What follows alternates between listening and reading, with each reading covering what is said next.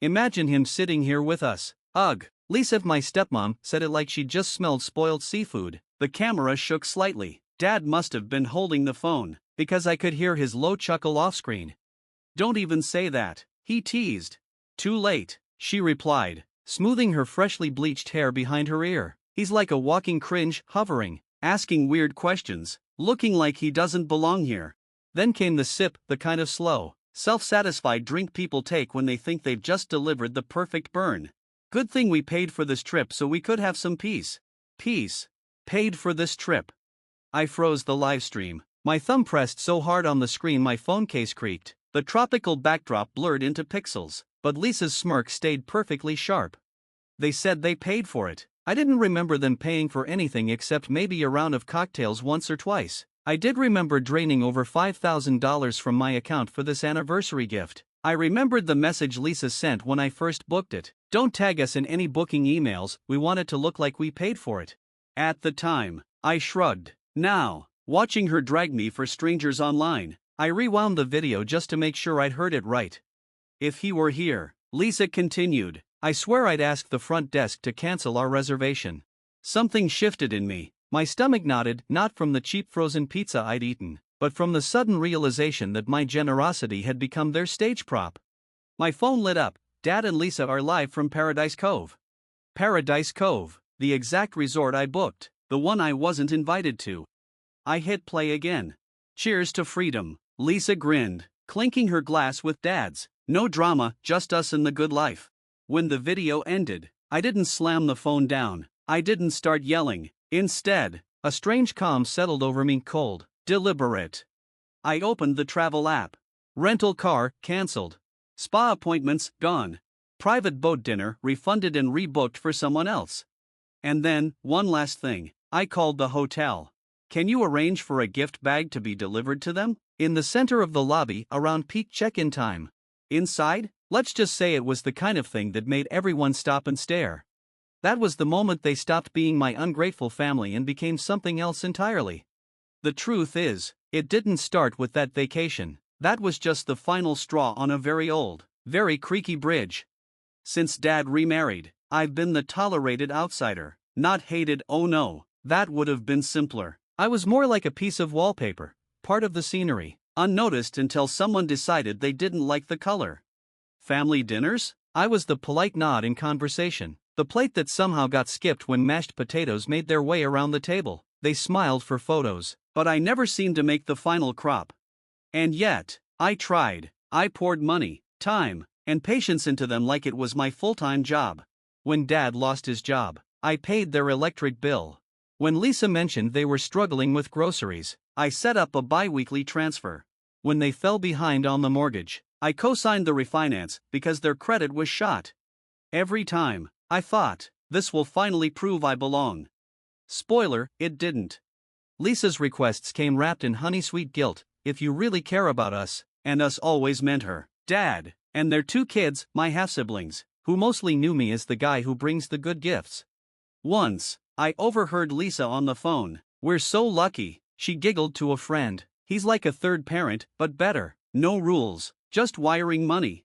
I stayed quiet. I told myself it didn't matter. I told myself this was family. But then came the iPad request. Harper really needs a tablet for school, Lisa said one Tuesday. All the other kids have them. I can maybe help next month, I said, exhausted after a 13-hour shift. Money's tight right now. She paused. Tight? Didn't you just get a raise? Yeah, and it covered my taxes and car repairs. I'm not sitting on gold bars. Well, I guess Harper will just have to learn what it's like to have a selfish older brother. That was my first no, and it felt terrifying, but also right.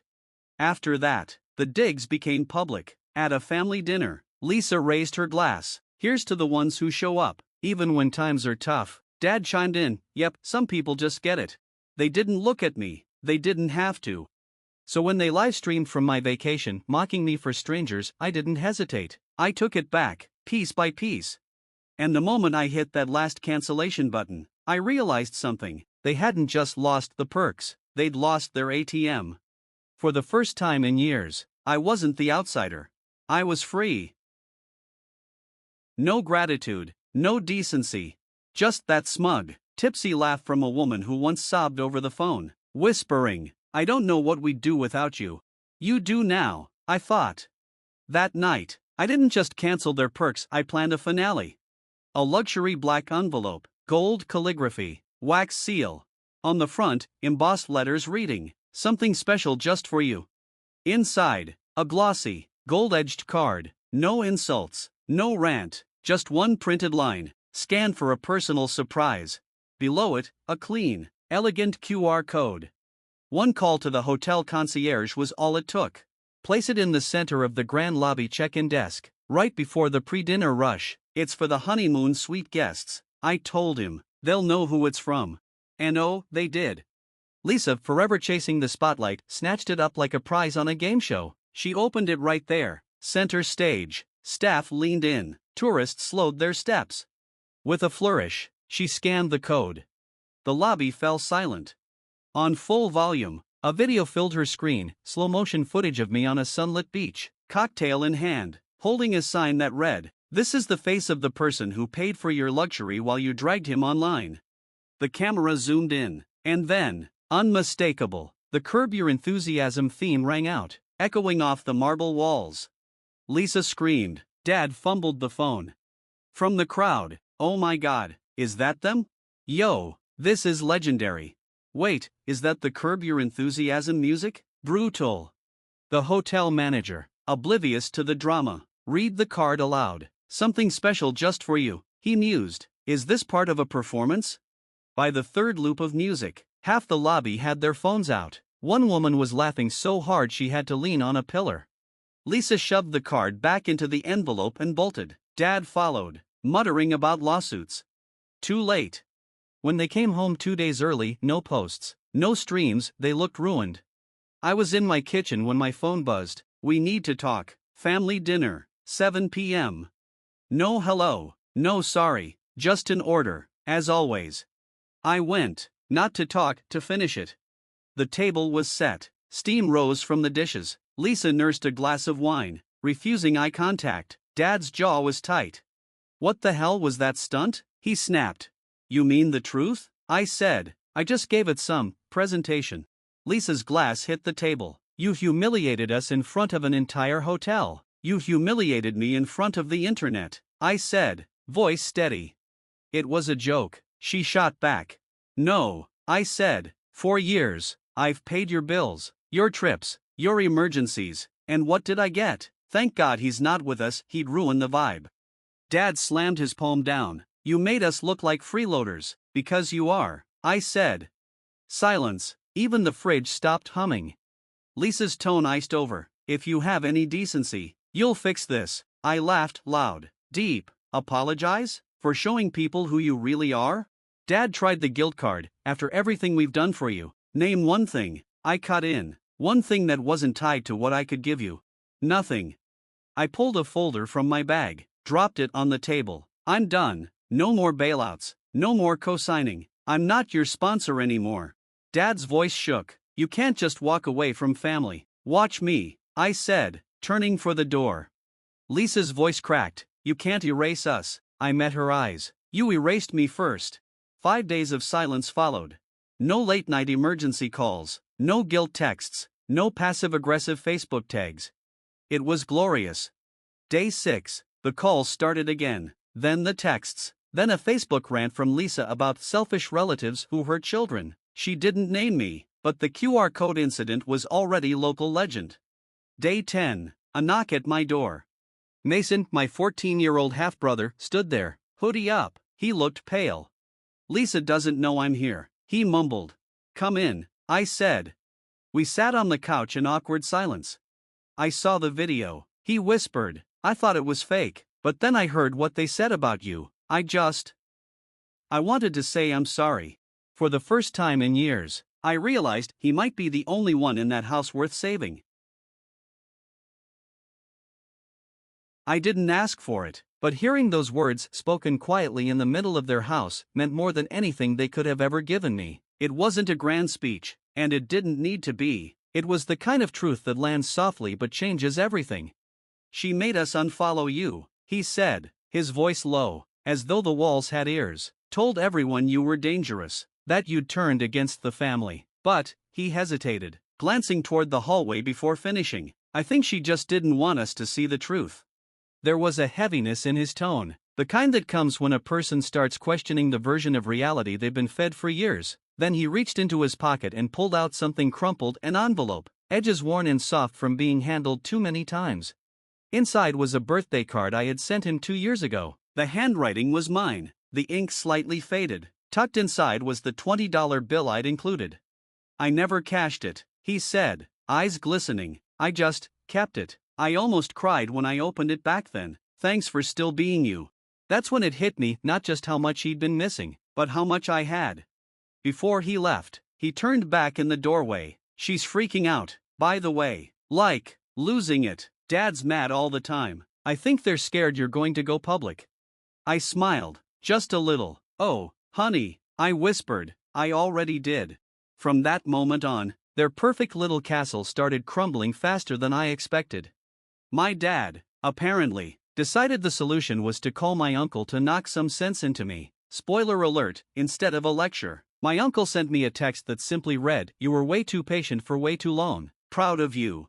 Lisa, in a display of pure desperation, reached out to one of my exes. She told him I had always been unstable and maybe the breakup had pushed me over the edge. My ex sent me the screenshots along with a caption, "Tell her to get better material."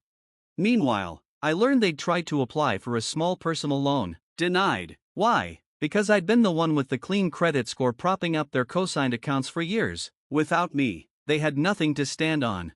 And the hotel incident? Oh, that took on a life of its own. Apparently, the concierge anonymously posted the whole thing on a travel forum under the title, "The most dramatic guest moment I've ever seen." No names, of course, but anyone in town who knew them connected the dots. The post went viral in certain circles. Me, I didn't just survive, I thrived. I deleted the family group chat without a second thought. I started therapy. I joined a gym. I booked my very first solo weekend trip, boarding a plane for no reason other than I wanted to go. I wasn't suddenly rich, and I didn't transform into some unshakable person overnight, but every day felt like I was pulling another root of them out of my skin. Freedom didn't explode like fireworks. It arrived quietly, like a deep breath I didn't realize I'd been holding for years. It felt like peace. It felt like waking up and realizing no one could take from me anymore just because we shared a last name. It felt like finally belonging to myself. Some mornings, I still wake up expecting a message from them, something dramatic, manipulative, guilt-laced, some new fire they wanted me to put out. But there's nothing, just the hum of my coffee maker and the soft morning light filling my kitchen. Silence used to terrify me. Back then, I equated attention with love. I thought every dollar I gave them was like buying my seat at a table I was never actually welcome at. Now silence is the blessing I didn't know I needed. It's proof that I'm free. The part that still stuns me is how long I let it happen. 5 years, 10, maybe more. I spent decades trying to earn what should have been unconditional respect, inclusion, basic human decency, and every time I got a crumb, an empty thank you, a fleeting "so proud of you," I treated it like gold. Because deep down, I thought I was the problem. I believed if I just gave a little more, tried a little harder, they'd love me back. But toxic families don't want you healed, they want you useful. They want you quiet, exhausted, and guilty, because those are the easiest people to control. The moment I stopped apologizing for their behavior and started questioning it, everything shifted. A few weeks ago, in the grocery store, I bumped into a woman I vaguely recognized from my parents' neighborhood. She gave me a double take before asking, "You're Lisa's stepson, right?" I hesitated, then nodded. She leaned in slightly, lowering her voice. "We all saw the hotel video."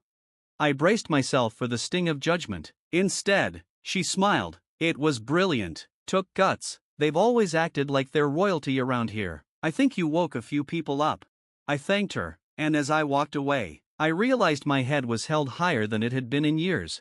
Sometimes I wonder if they still sit around their table rewriting the story of why I changed. I can almost hear Lisa saying I had a breakdown, or Dad telling people I'll come crawling back once I get it out of my system. But here's the truth they'll never understand. I'm not angry anymore. Anger was the fuel that got me out. Peace is what keeps me gone.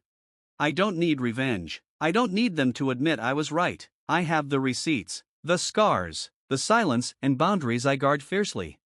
The other day, a letter arrived with no return address. Inside was a single sheet of paper. I saw what happened. I just wanted to say thank you for showing that sometimes cutting ties is exactly what saves a person. You helped me leave. 2. No name, no signature, but I didn't need one. Someone out there, someone like me, was free because I had shown it was possible. Here's what I know now: I'm not a villain for choosing myself. I'm not cruel for ending the cycle. I'm not a bad son, brother, or human being for refusing to fund people who never gave me respect. I was never the problem, they just hated that I finally realized it. And now, I don't carry guilt, I don't carry fear, I carry one thing only: freedom.